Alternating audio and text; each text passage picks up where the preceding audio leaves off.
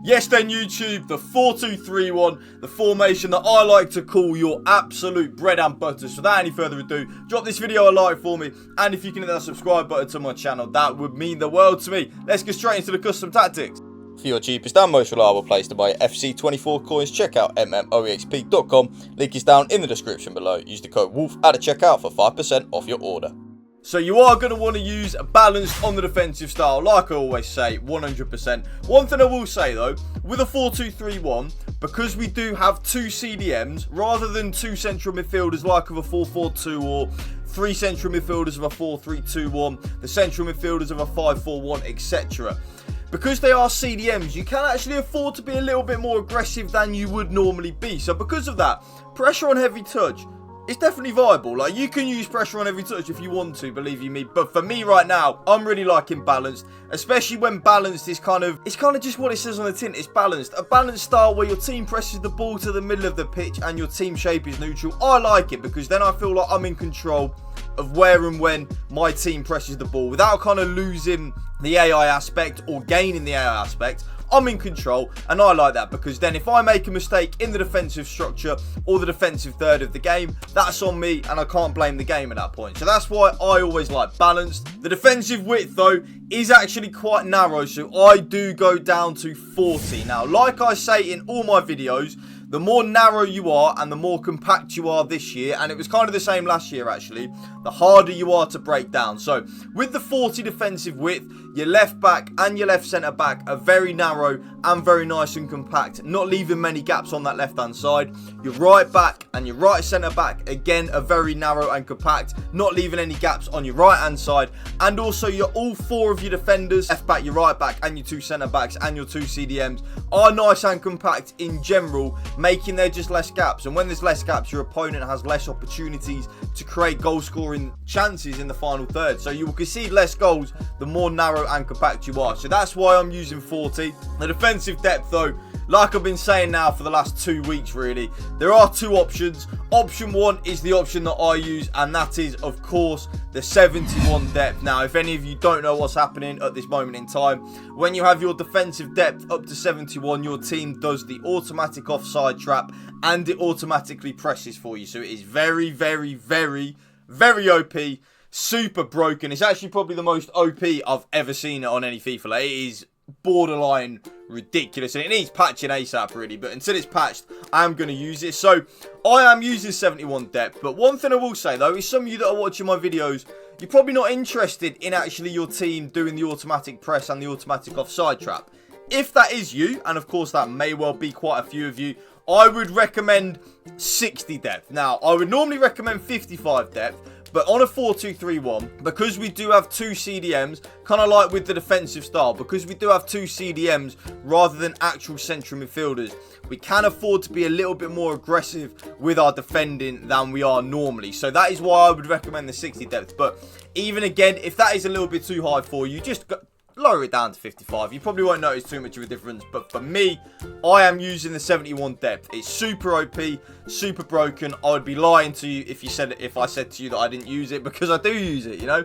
The offense, I'm not going to go into too much detail with that, YouTube, yet. Balance and direct passing, your absolute bread and butter. I like the 4-2-3-1 formation actually, which I'm doing the custom tactics on today.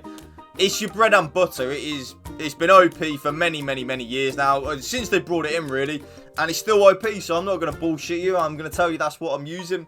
The offensive width, I do go a little bit more narrow to 45. Now, even though the byline play is very, very, very effective this year, and it is, I actually like it when my lamb and my ram, so the left-sided cam and the right-sided cam, are a little bit closer to my striker, because it's easier to score some finesse shots. It's easier to get the passing lanes and the passing options going. So it's kind of why I do make it a little bit more narrow into that 45 width. If you are someone though that really is abusing the byline, which could well be most of you that are watching the video, I would probably leave it on 50. But for me, I actually really enjoyed the 45. It wasn't it wasn't too narrow, so I could still abuse the byline. But at the same time, we were in better situations when our left-sided cam and our right-sided cam received the ball for passing lanes. So that's why I liked it. Players in the box, of course, is 7. No real method to that badness, YouTube. The way I look at that is the more players that we have in the box, the more likely we are to score a goal. It is that simple and effective. 2 corners, and 2 free kicks like so. So without any further ado, YouTube, let's get into the play instruction. Now, in the 4-2-3-1, your most important player is going to be your middle cam. And it is. He is, well, he or she, because it could be a she now this year. That is the most important player on the team. Everything really will go through that player, unless, of course, you are really using and abusing the byline a lot.